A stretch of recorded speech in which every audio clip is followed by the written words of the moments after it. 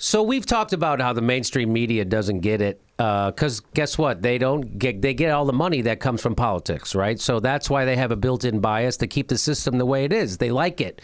And they're in a bubble. They all talk to each other. They don't really talk to real people, and they're all making big money, right? I'm talking about the people like the people who work at the New York Times, MSNBC, CNN, those kind of places. That's what I'm talking about. Washington Post.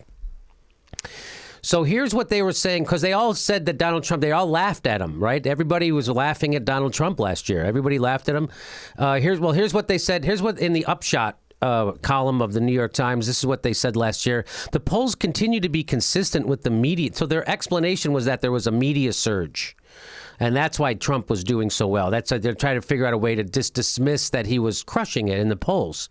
And here's what they said. The polls continue to be consistent with the media explanation. His support is broad, spanning ideological and demographic categories, which suggests that the support may be shallow and a product of name recognition.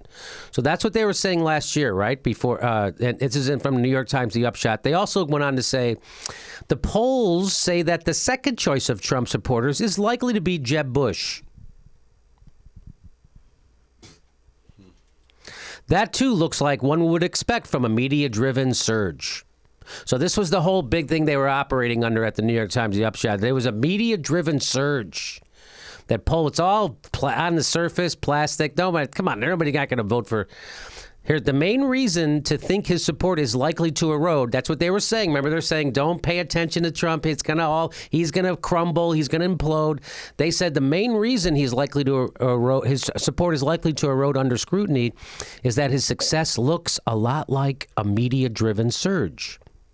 If true, Mr. Trump will be particularly susceptible to decline as media coverage turns negative, as the political scientist John Sides has also argued. So this is what they were arguing. This is what they were saying before, right? And all of a sudden, boom, turns out everything we said was wrong. Turns out that doing 30 years of the Southern strategy actually creates this kind of environment and the foxification of the Republican Party, the distrust of mainstream media, and then accept anything outside your right wing. Oh, here it is. This is what you guys have created. It's called Donald Trump. Congratulations. This is the logical extension. This is where it leads. This is the logical.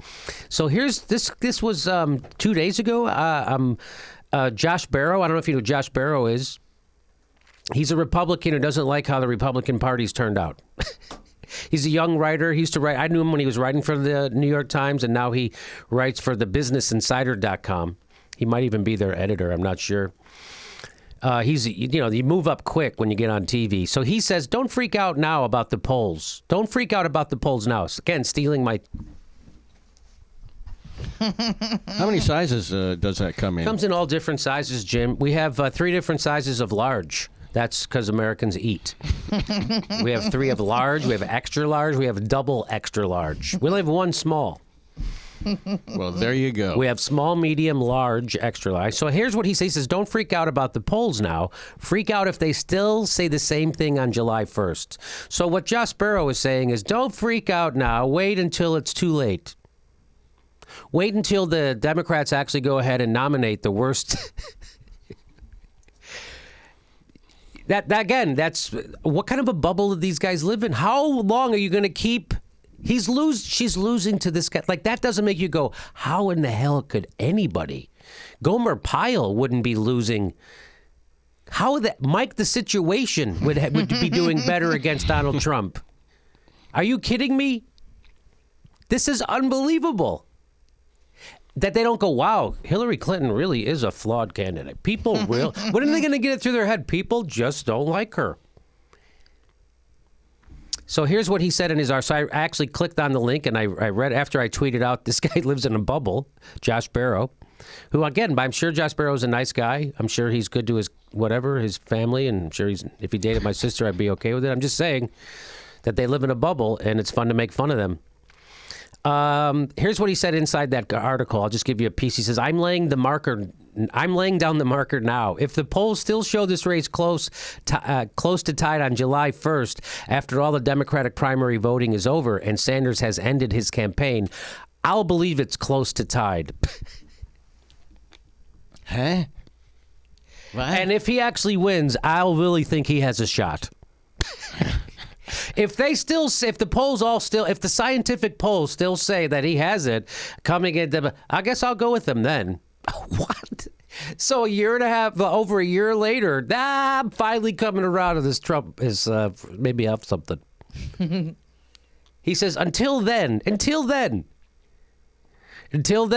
I'm going to stick my head in the sand and up my ass. And I'm going to keep ignoring it because I don't want this outcome. And that's what this is. This is the same thing Nate Silver did. This is, I don't want this outcome, so I'm going to search for evidence that discredits this outcome, that says this outcome can't. I'm going to search for evidence instead of weighing the evidence equally. They do this thing. They do this mental gymnastics. He says, until then, my view remains what it was a month ago, that Donald Trump is too unpopular to win a general election, and Hillary Clinton is an overwhelming favorite to beat him. She's losing right now in the polls. And Josh Barro, here's a guy who someone decided to make him a big shot writer and put him on TV because he's such a smart guy. This guy says, Hillary Clinton, overwhelming favorite. I don't think you know what those words mean. I don't think you know what favorite means or overwhelming, because an overwhelming favorite would mean she would be up like, I don't know, at least 10 points right now. That would be overwhelming. She's losing. I saw a poll that she was predicted to win by -2 points. Yeah, she's going to win by a few less million votes. But that doesn't make any sense to me. How could she be losing with Latinos and women? Are they even polling? How Are they even polling Latinos and women in that Donald Trump popularity contest? I'm guessing. I don't know. Maybe they're doing likely voters. Maybe they're doing people who voted last time. I'm just telling you, in the swing states and the real clear politics, the average, she's losing by 2 points. So this is just based on his hunch. He's just hunching this again. Yeah. The way they were hunching it, the way all the mainstream news guys said, ignore everything. You know, the way they say that Bernie Sanders is, he's fairy dust. These are these guys. These are these guys.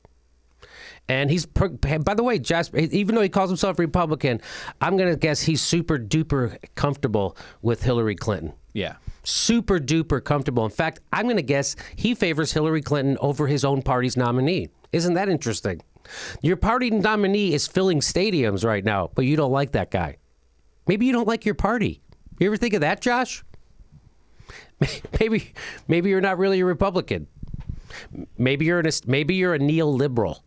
Maybe you like money and power and you don't really care about workers. Maybe that's it. Who knows? Maybe you like gay people but still like corrupt finance. Maybe you still like Wall Street, being run on a business model of fraud, but you're pro-gay. I think that's it, probably. Right? Is that it? That's how you get to the center. Because you don't hate Muslims, Mexicans, and you're pro-gay, but you still you're still for the financial domination of the world by Wall Street. I'm pretty sure I could. If I'm wrong about that, Josh, send me an email. Don't freak out. If you're a Hillary Clinton supporter, freak the fuck out.